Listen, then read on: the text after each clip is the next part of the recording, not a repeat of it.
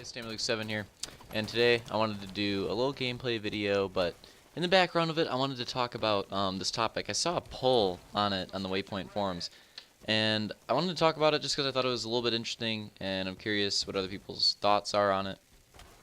And the post was a forum post, and it was basically asking, like, are you for the Reqs system returning in Halo 6 or not? And I found it very interesting that I voted for bringing it back, and the bringing it back vote was winning 53% to 47%. So 53 to 47,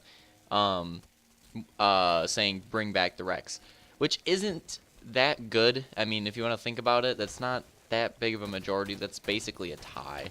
I just think it's a very interesting topic because the results of that poll really shows how the community kind of is split on that issue, like for Reqs, like whether they like it or not, or whether they want it to return or whatever.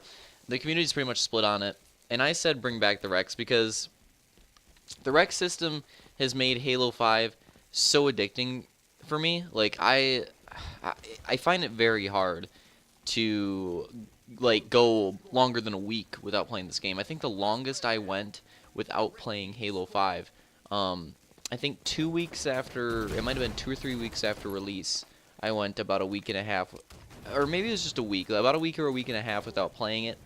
But I was playing other games that I had just gotten. It wasn't like I was just not playing games. I was playing other games, and then I went back to Halo, and since that break, about a month after the game came out, since that break, I have not taken an extended break from Halo 5. I've played it like once every 3 days for pretty much the past 3 to 4 months since then.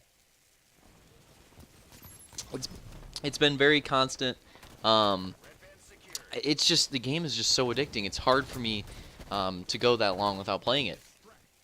And I contribute a large part of that to the Reqs system. I mean, the Reqs system is what keeps me coming back. I want to get those Req points, and I want to get that new weapon skin that I want, or a new armor set, or stance, or what have you. Whatever it is for the person, the Reqs system is why I keep coming back. And some people like the random unlocks, some people don't. I can understand. I think in this video I should look at kind of the pros and cons of both.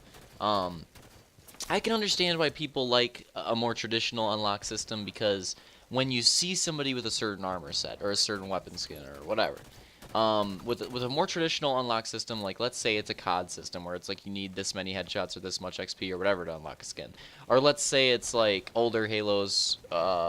Let's say you maybe have to do like a challenge to unlock a certain set of armor, or get an achievement or something like that. I don't know.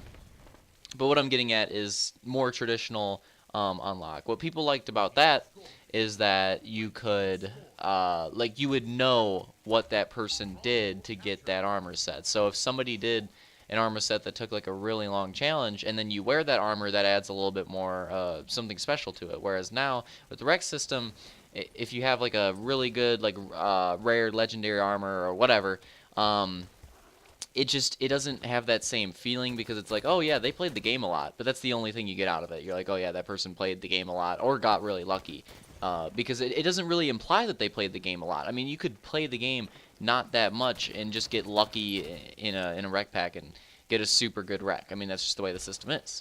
But for traditional, like let's say you see somebody with a certain armor set, like let's just say it's Recon, because Halo 3 Recon, that's what you wanted. Or that was at least the joke. But anyways, let's say it's Recon, and let's say to get Recon you had to get like, let's say 10,000 headshots. Then that makes it a little bit different, because when you see somebody with Recon, you're like, holy crap, that person's gotten 10,000 headshots. I mean, that's a lot of headshots, and that's a lot of days played in the game, and that shows that they are precise with their shots, that most of their kills are headshots. You know, that there's a different connotation with that, and I think that's one of the main pros towards a more traditional system, is that when you see somebody with a certain set of armor, you know what they did to get it.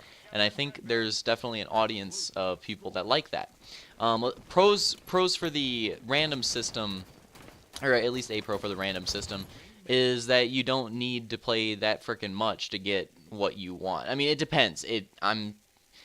This can be a pro or a con for the random system, is that it can take, you know, a lot of play time and a lot of rec points to get what you want, or it could take not that much, depending on how lucky you are. And that's sort of a pro or a con, depending on how you look at it. It really depends on the person. But like for the good sense, you could get lucky and get a weapon skin you really want right away, and then it's like, all right, well, I didn't have to play so many freaking hours for it. Like it's kind of nice. On the other hand, it could be like, all right, I had to play 500 freaking hours to get this weapon skin that I wanted. Was it really worth it? Do I really even want this thing at this point? And I think that's a really interesting like debate over whether that's a good thing or a bad thing with the Reqs system.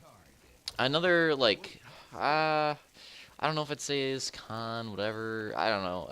The rec point system is a little bit different with the random generator than like the credits and reach. Like with the credits I think it's a little bit of a mix between like the rec system and the traditional system.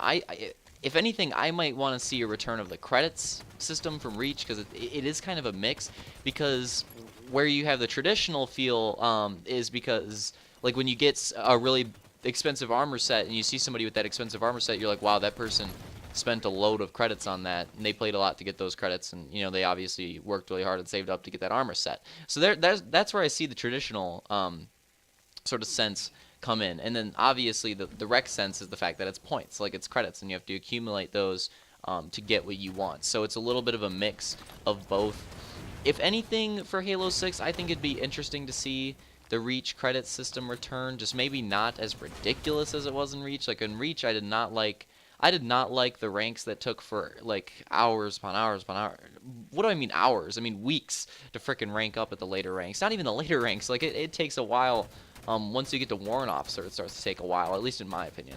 I mean, I didn't play Reach that much, but no, I played Reach a decent amount, and it was just, in my opinion, it felt impossible to get Inheritor unless you just literally only played frickin' Reach. I mean, so many hours you'd have to put in to get that. Whereas with Halo 5, I mean, it's a lot of hours for Halo 5 too, but there's a lot more ranks, and it spreads it out a little bit more, and it doesn't feel as ridiculous for every single specific rank, if that makes sense.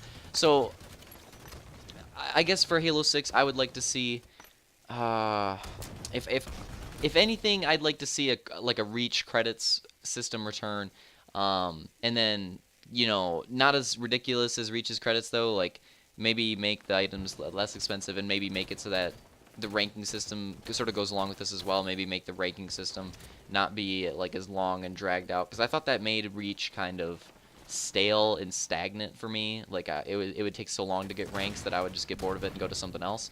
And that is something I like about Halo 5 with the ranking and the rec system, is every day it's like, all right, what am I going to get for my rec today? That's probably the main pro of the rec system, is that every single day I'm like, all right, I'm going to open a rec today. I have no idea what I'm going to get from it, but I'm going to get something, and it's going to feel like I did something today. That is what makes me keep coming back, or what keeps me like coming back to Halo 5, is that every single day I play it, I know I'm going to get something new. I never know what it is, but I know that I will get something, and that's kind of exciting. It kind of makes it more exciting that you don't know what it is. It's like, all right, what am I going to get today? It's like when you order, even though this is a totally douchey thing to do, it's like when you go to a restaurant, you go to order and you say, surprise me. That's kind of what it is, except, well, no, actually, it's kind of, yeah, it is kind of the same way, because you could get like some really crappy armor set, and it's like, oh, well, that sucks, but at least I got a good stance. Or maybe you get something really awesome, and it's like, oh, I've been working towards this. This is awesome. This is a freaking great day.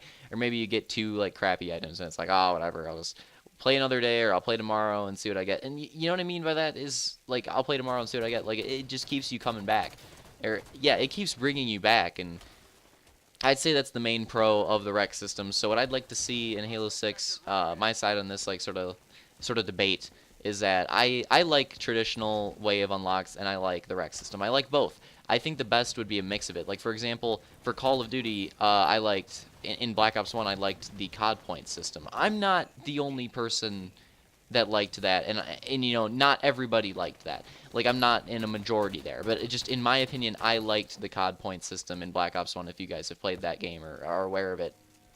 And the reach credit system kind of reminded me of it, and I also liked the reach credit system. And what I've realized is that there's pros and cons to the rec and the traditional, and I'd like to see sort of a fusing of the rec and traditional into this kind of like reach system with a more refined ranking system that makes you want to keep getting on day after day and make it so it's not as tedious to unlock everything.